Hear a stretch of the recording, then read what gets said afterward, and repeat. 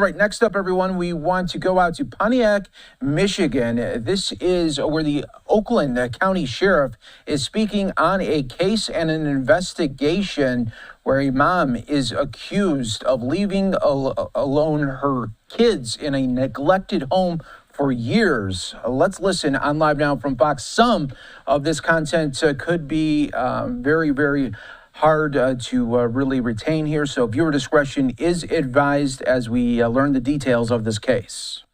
Agreement was arrived at in 2022, but the mother still would not allow him to see the kids. So that's what we've learned so far, at least preliminarily. We're going to go back and double check all these timelines and that kind of information. So he, in essence, had lost contact with the kids.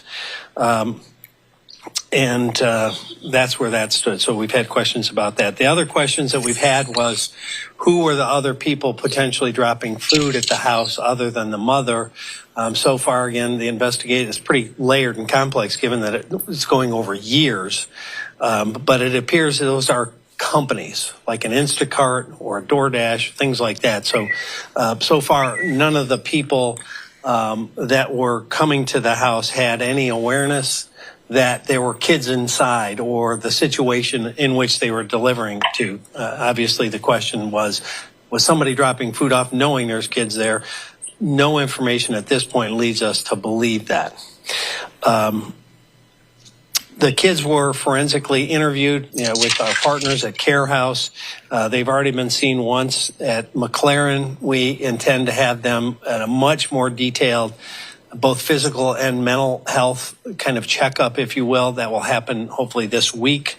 When our detectives saw them at their interview at Care House, they were already making amazing progress, having had some tender love, having had some supportive care, having been put in new clothing and some basic hygiene. The one detective said that the little girl was talking quite a bit. So that's super exciting to see that happening. And as it relates to being in the house, the only one of the three that ever came out was the young boy, and he came out twice. Once because he wanted to feel the grass, which by itself is heartbreaking, and a second time to check the mail. So you wouldn't do this to an animal, let alone your child. So, just to hear that he came out to touch the grass is just crushing, soul crushing on so many levels. As it relates to the house, we have obviously released pictures. I'll get my technical expert up. You've already seen some of these pictures. I rolled that little mouse, but it didn't want to cooperate. So inside of the home, as I had mentioned with these pictures, trash was piled, in some places 3 and 4 foot high. Everything was covered with feces and trash. The toilet had become non-functional, and the bathtub was filled with feces. That's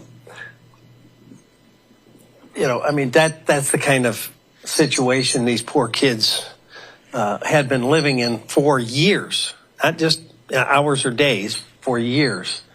And so when you have the complete lack of hygiene, a complete breakdown of basic living conditions that they were subjected to. And to get a little deeper into that, detectives have narrowed down the initial abandonment they believe to be somewhere in the spring to summer of 2020. Obviously, COVID played a little part in the disconnect potentially with schools and school communications. In 2020, the mother dropped off some trash bags, gloves, and Febreze, and that was about the last thing related to hygiene. 2020, in the height of COVID, okay? Towards the end, the children apparently were getting a loaf of bread dropped off that was intended to last 3 to 4 days.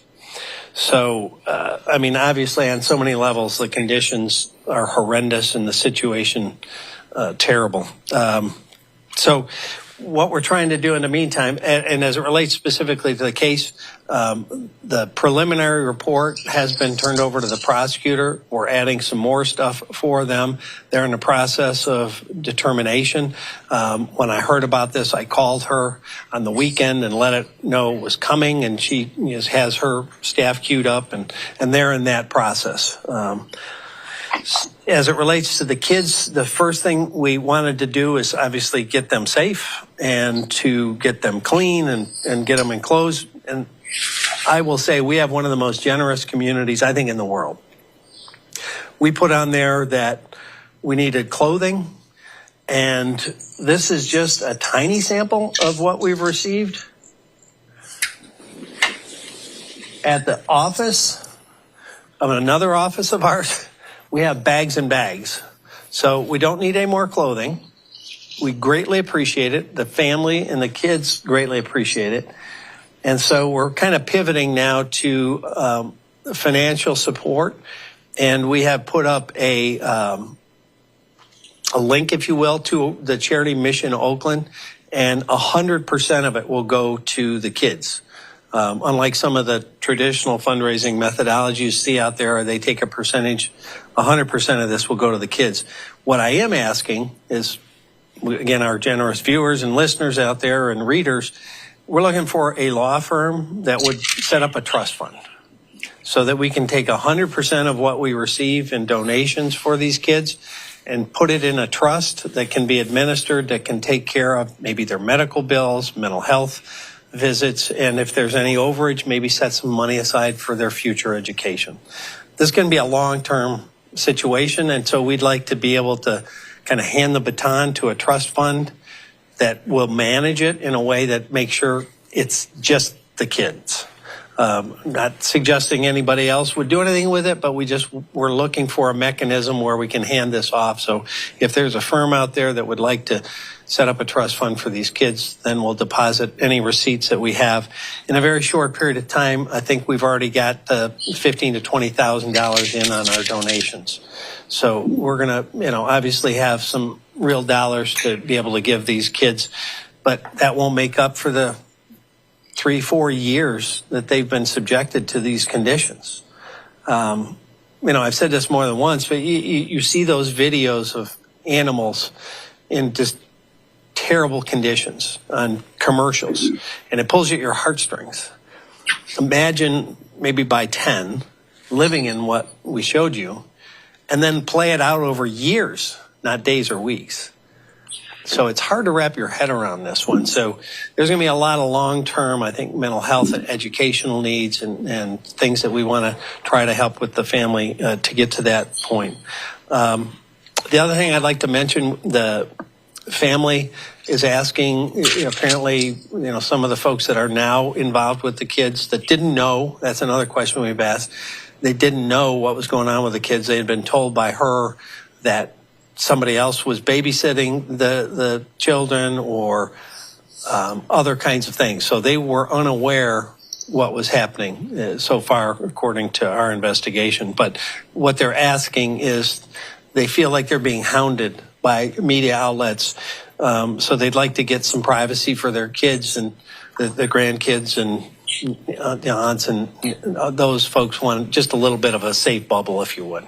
So they asked that, which of course we're going to do. Now, on another front, all of us are asking, how the heck did this happen? How did we lose 3 kids? How'd they fall through the system?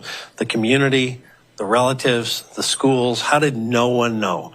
And the easiest answer we could come up with, and I put on my old legislative hat, and thank heavens we've got a person on our staff that also had worked in the legislature, and we examined the school code, and there's some gaps that we think in part allowed this to happen.